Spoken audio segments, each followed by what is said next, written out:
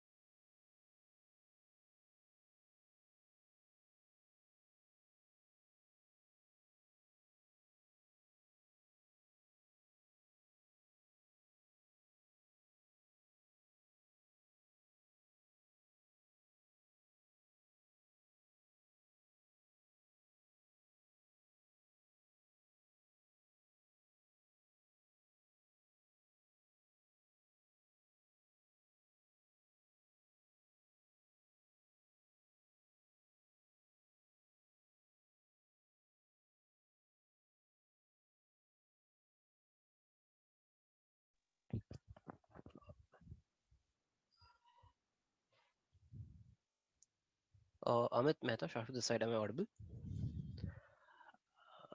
Do we still have Amit?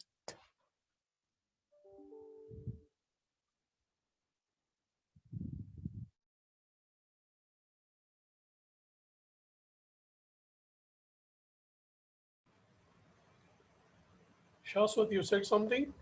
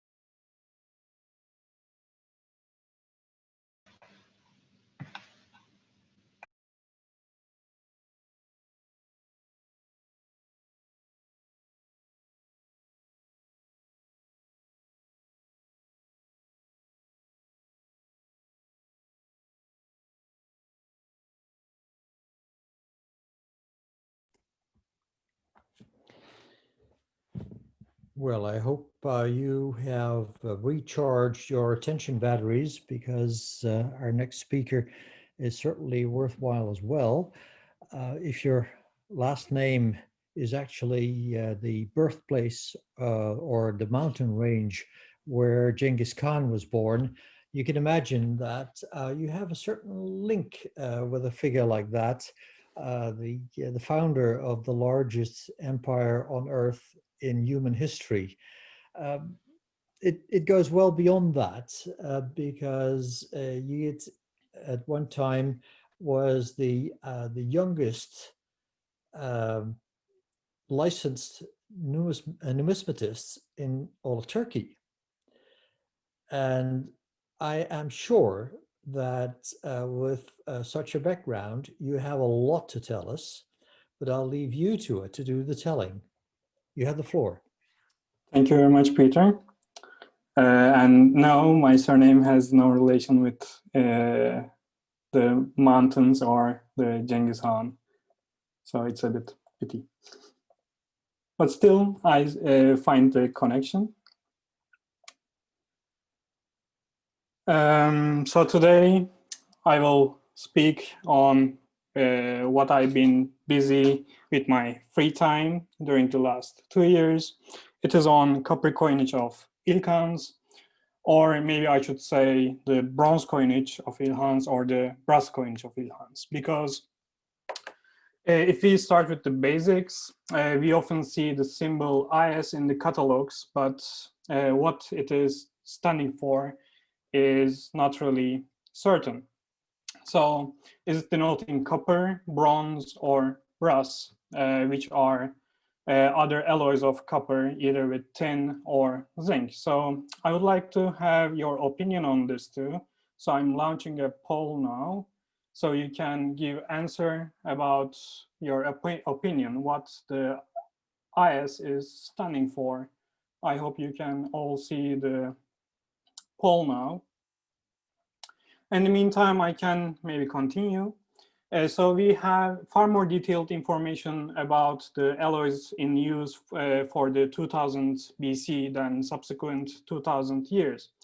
And written sources and surviving artifacts are the only sources that we can use to understand alloying. However, written sources have to be used with caution. For example, when we read on the diverse arts written by 12th century author Theophilus, we see that he uses the term IS for high zinc brass or heightened bronze. King James Bible and other 18th century works use the term brass as a definition of bronze. Similarly, Johnson's dictionary gives brass as a definition of bronze. So these definitions are not really helpful in defining a precise composition of alloys.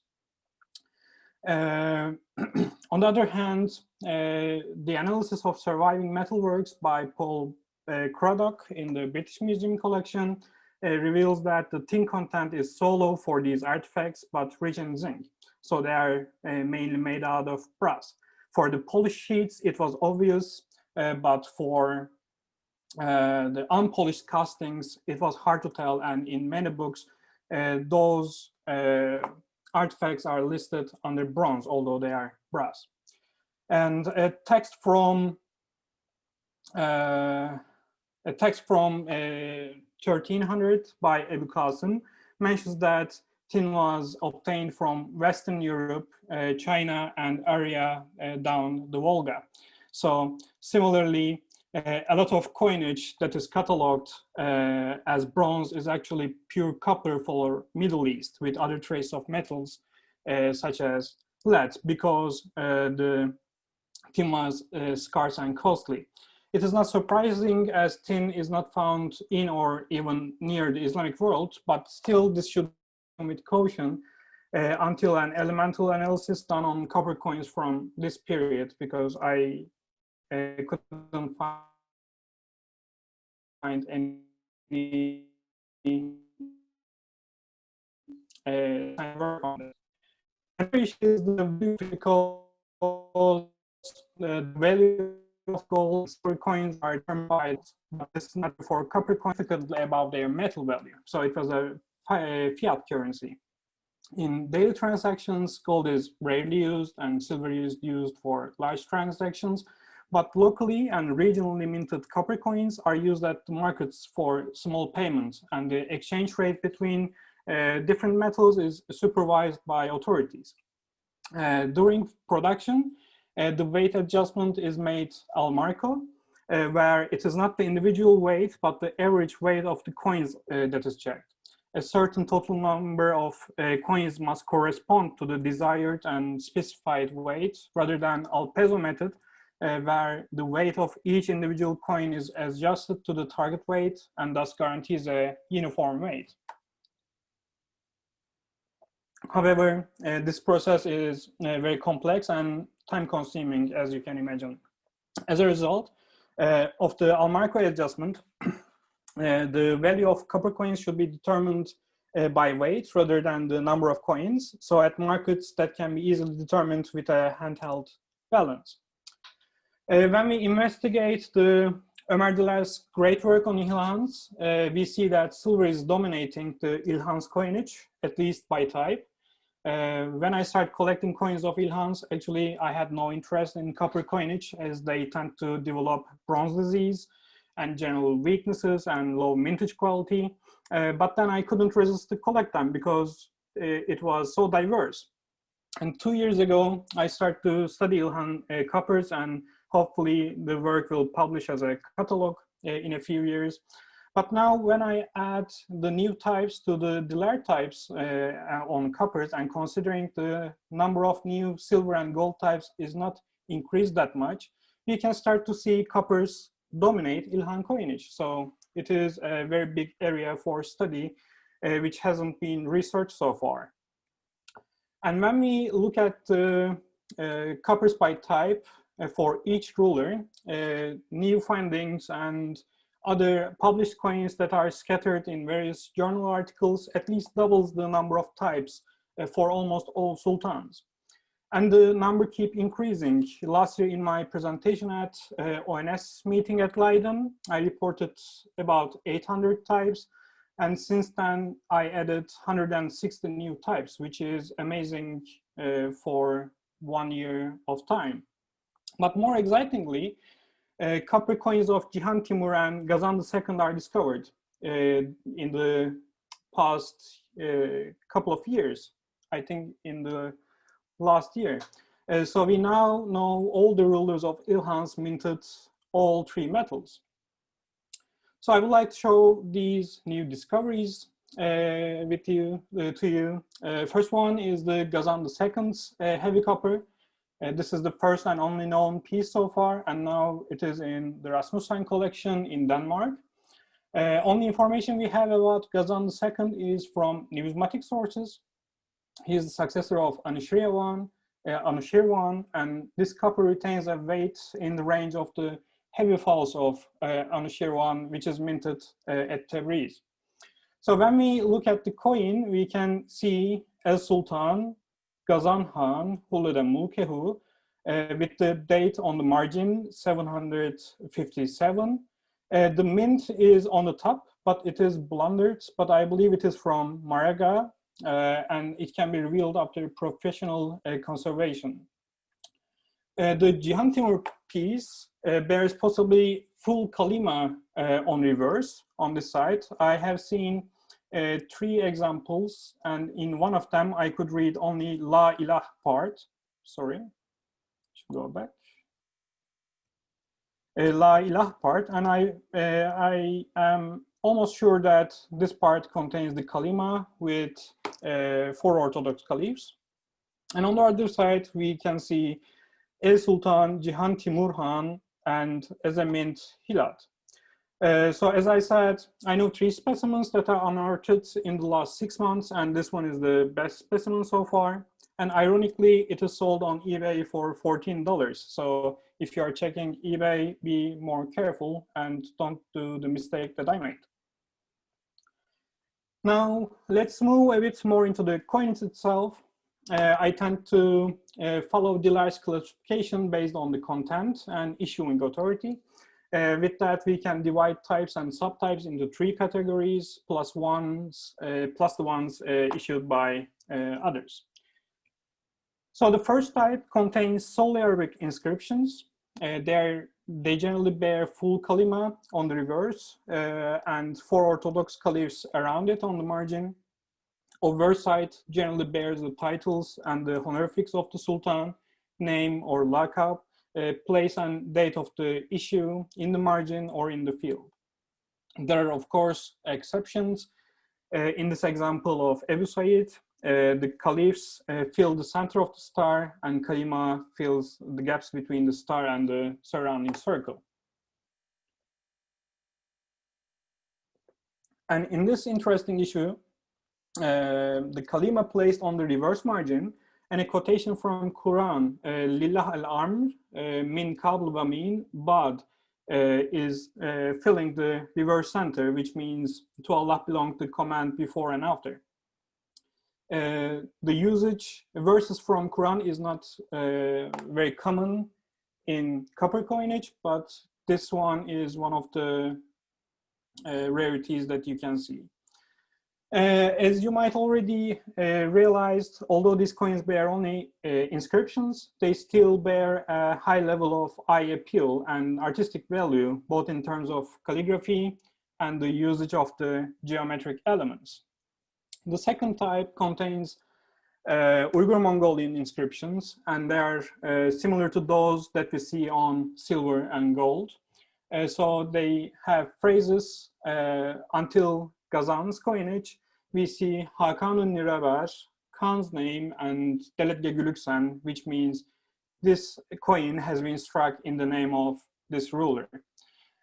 In the Gazan's coinage, previous structure is abandoned and new phrase is set, which is Tengri'in küçüğündür, Gazan Mahmud Deletge Gülüksen, or Gazanı Deletge Gülüksen, which means by the power of God, this coin has been struck for Gazan. And after Gazan's period, all the coins under this category bears only the Sultan's name in Uyghur. So we don't have these phrases. The third major type is the coins that contains a pictorial device. Images yields a medium for nonverbal communication, and it is very important for Ilkhan coinage, because in Islamic coinage, Abd al-Malik abandoned images for calligraphy and transferred symbolism from objects and people to words. So Ilkhans should taught maybe differently, and they give a lot of place for the pictorial elements. So you can see a selection of different pictorial elements here. You can see at least 15 animals, several figures depicting people, and many more devices, even buildings. For example, this particular coin of Ebu Said depicts the Kabus Tower in Jurjan, which is also the coin minted in Jurjan. And it is the only Islamic coin that has an architectural element until 19th century. Last but not least is the coins issued by local authorities under Mongol rule. Most of these types are issued by Armenians and Georgians, but not limited to that. These types are also a nice example of religious diversity in Ilkhanate, and I'm wondering if it is correct to consider prima facie that Ilkhan coinage or any coinage as Islamic just because it is written in Arabic language and has the word Allah on it. In the Mongols, in the book called The Mongols in Iran, Judith Kolbas states, Ilhan numismatics is not a study of Islamic money and the way the Mongols adapted and shaped it. Rather, it is about money, some of which was Islamic. And I really support her idea on this. There are also recent discoveries under these issued by other type. For example, this recently discovered piece is really exciting for me because it shows a compilation of names that do not exist before. You can see Hakan El Adil on obverse and El Sultan İzzettin on reverse. So here we see Rum Selçuk İzzettin Keykavus II as the vassal of Mongols. The place of mint is not clear, and another thing that is not clear is the middle line between Hakan and El Adil.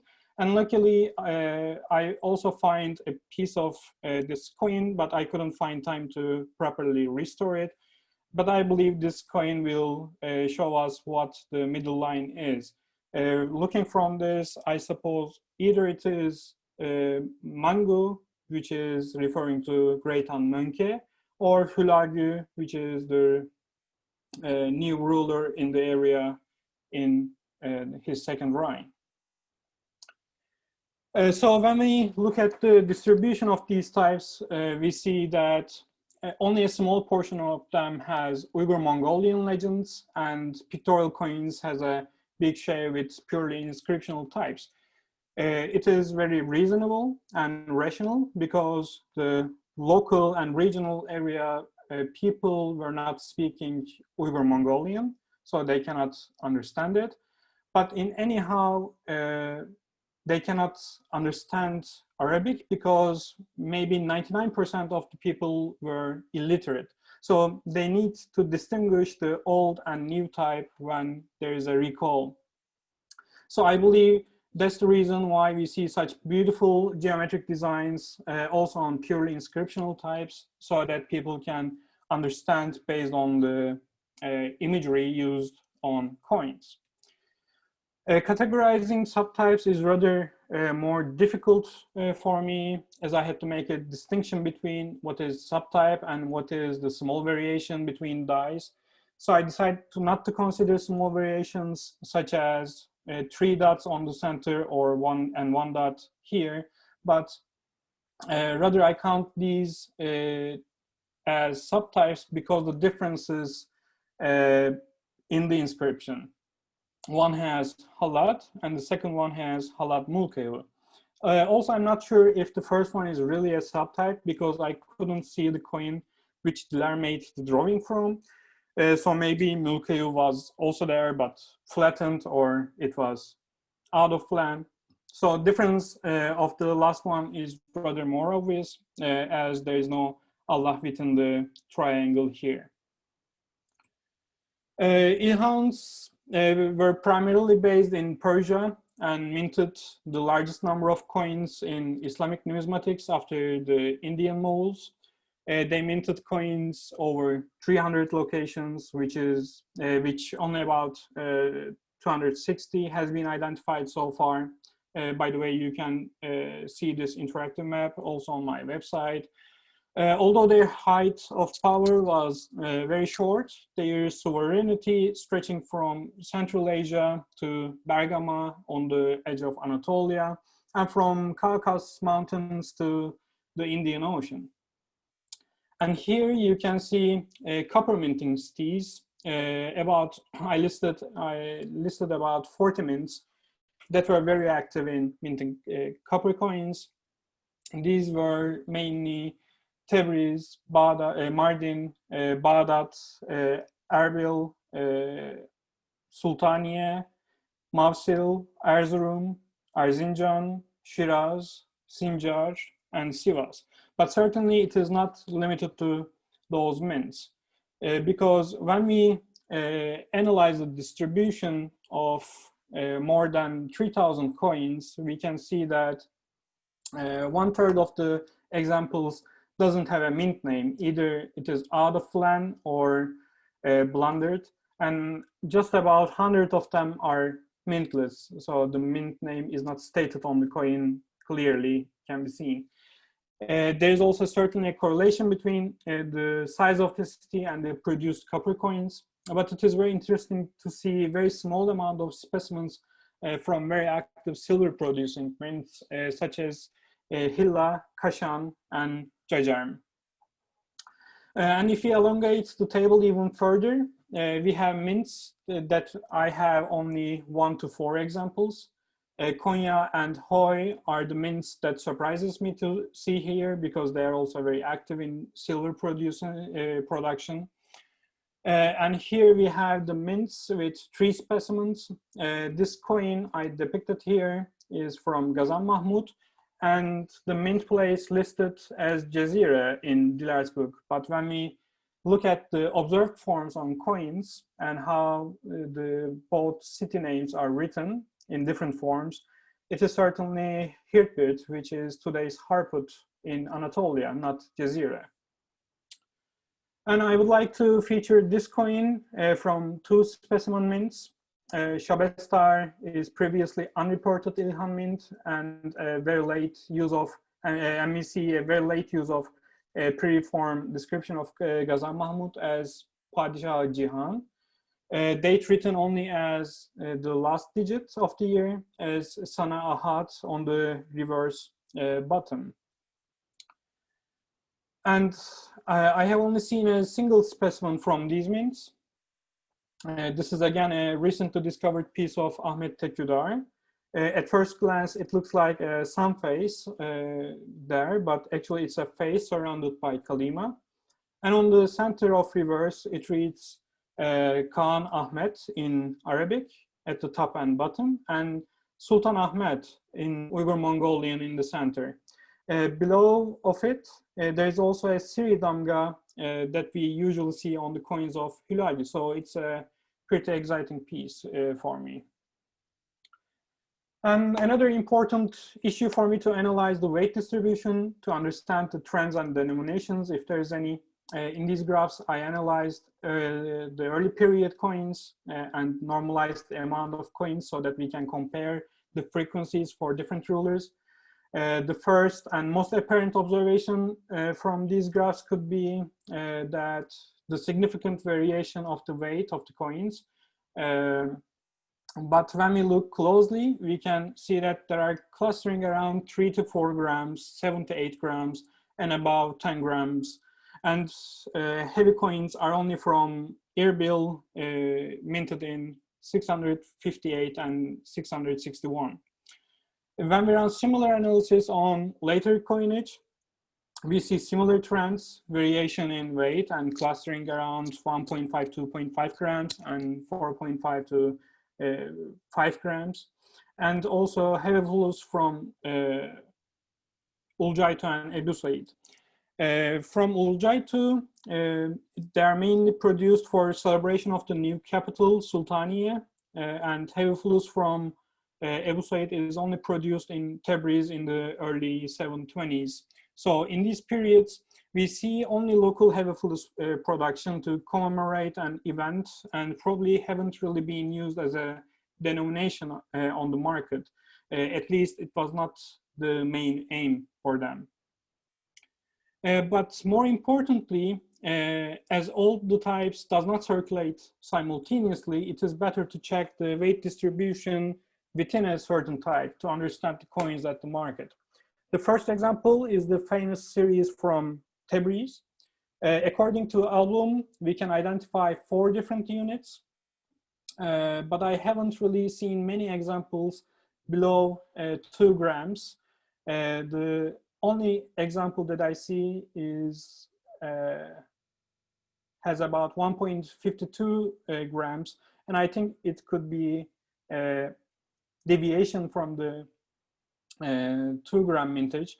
But anyhow, for this issue, we can clearly see the intention of creating different nominal values. In the other example that I picked arbitrarily, however, it is hard to say if there's a difference because of the different dominations, or they are just deviations because we really doesn't have too many specimens to make the analysis and the weight distribution as scientific as possible. But one thing is clear, significant variation in the weight of copper coins implies that the weight adjustment was made al marco. This brings me to the conclusions. So copper coins are not alloys, but nearly pure metal because tin was very scarce and costly to add. Copper coinage is a fiat currency for Ilhans, and the value determined by weight, not by individual coins. The nonverbal communication has a significant role as the majority of society is illiterate. The big cities are also big producer of copper coins, and weight distribution shows that there were more than one denomination produced for copper coinage. And production of large number of types indicates short recall times from the market. With that, I would like to thank all these people, especially Stefan Album, Christian Rasmussen, and Luz Illich for my constant questions, and other people for shooting me with thousands of coin images. And thank you for your attention. And I would like to, happy to hear your questions.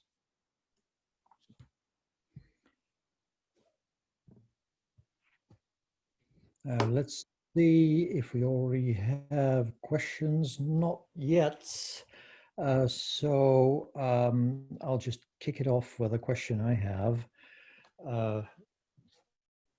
I'm used to working with statistics, like them very much, and so you can probably imagine how much I enjoyed the work you've been doing.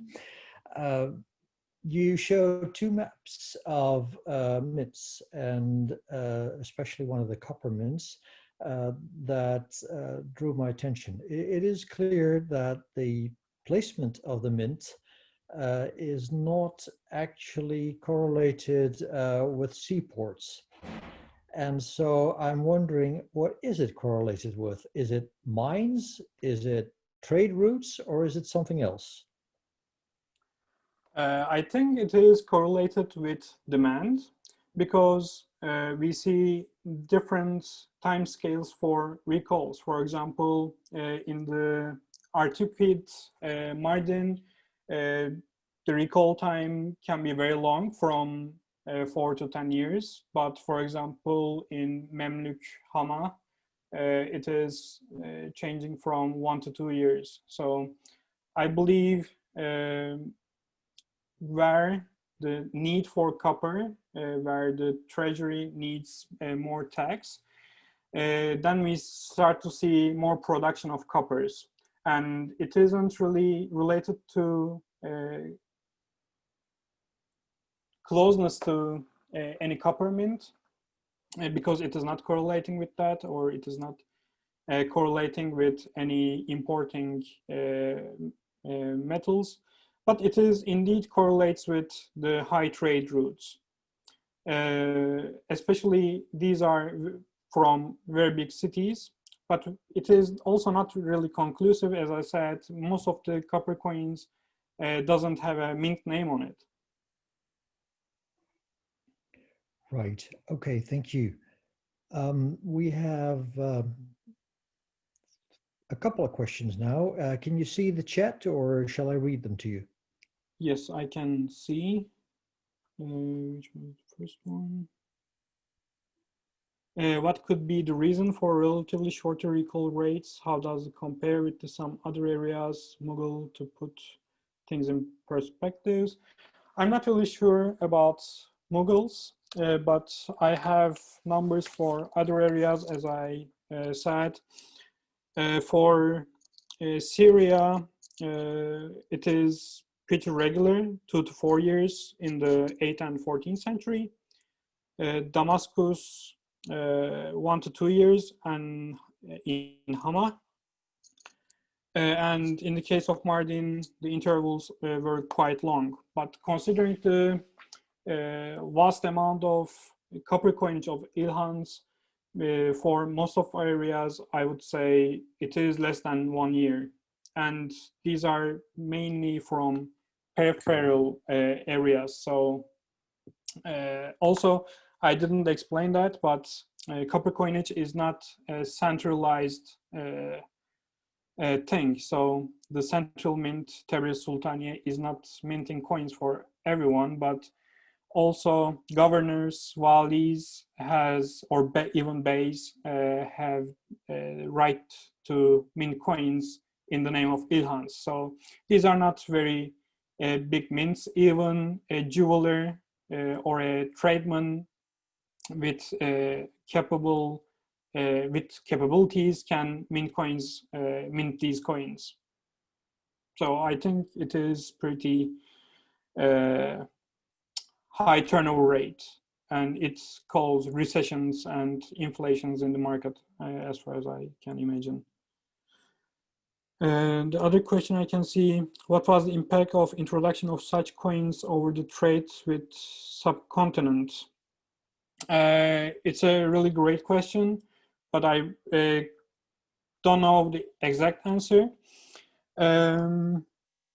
But with trade, copper coins has a very limited thing to do, because they are local and regional issues. So they are meant to use in probably only at the market for small change, not for trading goods in large quantities.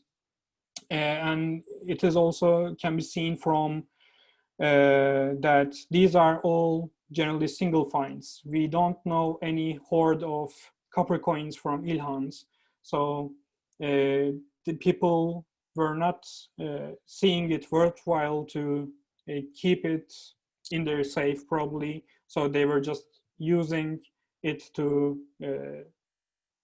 buy small things at the market for their needs. I hope this answers the question. I see another question, especially the stats from which I believe. Okay, it's not a question, but thank you. I hope I didn't miss any other question. Did the existing political situation in Middle East, Crusades, Mongol, and Arabic influence closing years of the Eastern Roman Empire in Middle Ages affected the coinage in the area? I'm sure it is affected because, as I said, Ilhans were very open to different views, and I can even say they were opportunists of the time. So wherever the wind blows, they try to go in that direction. But these political situation in the Middle East affected more the silver and gold coinage. It caused reductions in weights or readjustments, but I don't see any effect on copper coinage, except the ones that we see Christian symbols on Ilhan coins.